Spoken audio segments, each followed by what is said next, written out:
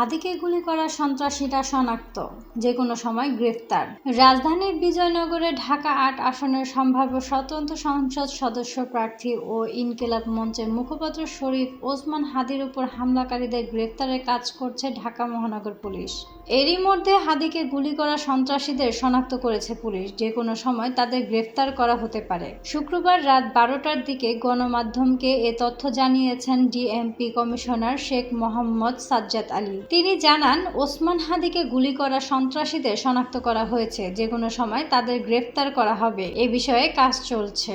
এর আগে হাদিকে হামলার সঙ্গে জড়িত ব্যক্তিদের সম্পর্কে কোনো তথ্য থাকলে তার নিকটস্থ থানা অথবা 999 নম্বরে পুলিশকে অবহিত করার জন্য বিনীত অনুরোধ করা হয়। শুক্রবার সন্ধ্যায় ডিএমপির মিডিয়া অ্যান্ড পাবলিক রিলেশনস বিভাগের উপ পুলিশ কমিশনার মোহাম্মদ তালিবুর রহমানের স্বাক্ষর করা এক সংবাদ বিজ্ঞপ্তিতে এ তথ্য জানানো হয়। বিজ্ঞপ্তিতে বলা হয়, শুক্রবার বেলা ২:৩০টার দিকে রাজধানীর বিজয়নগর বক্স কালভার্ট এলাকায় মোটরসাইকেল আরোহী কয়েকজন দুর্বৃত্ত ইনকিলাব মঞ্চের মুখপাত্র ওসমান হাদিকে লক্ষ্য করে গুলি করে পালিয়ে যায়। এতে তিনি গুরুতর আহত হয়ে চিকিৎসাধীন আছেন।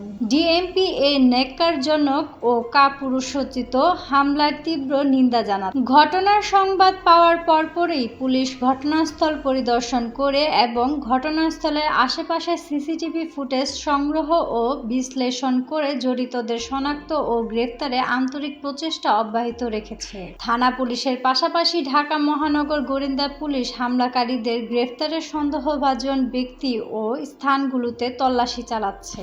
বিজ্ঞপ্তিতে আরো বলা হয়, সম্প্রতি ঘটে যাওয়া বিভিন্ন চাঞ্চল্যকর ঘটনার মধ্যে এ ন্যাক্কারজনক হামলার ঘটনার জড়িতদের ও দ্রুত গ্রেফতার করা সম্ভব হবে বলে আমরা বিশ্বাস করি। এছাড়া সুষ্ঠু নির্বাচনের জন্য আইন শৃঙ্খলা পরিস্থিতি সমুন্নত রাখা এবং নগরবাসীর জানমালের নিরাপত্তা রক্ষার জন্য ঢাকা মেট্রোপলিটন পুলিশ আন্তরিকভাবে কাজ করছে বলেও সংবাদ বিজ্ঞপ্তিতে জানানো হয়। উল্লেখ্য, শুক্রবার দুপুর ২:১২টার দিকে রাজধানীর বিজয়নগর পানির ট্যাংকির সামনে রিকশায় করে যাওয়ার সময় ওসমান হাদিকে গুলি করে দুর্বৃত্তরা। ওই সময় মোটরসাইকেলে করে এসে দুজন তাকে খুব কাছ থেকে গুলি করে পালিয়ে যায়। পরে আশঙ্কাজনক অবস্থায় দ্রুত তাকে ঢাকা মেডিকেলে জরুরি বিভাগে নেওয়া হয়। এক পর্যায়ে পরিবারের ইচ্ছায় তাকে রাজধানী এভার কেয়ার হাসপাতালে হস্তান্তর করা হয়। বর্তমানে সেখানে নিবিড় পরিচর্যা কেন্দ্রে তার চিকিৎসা চলছে।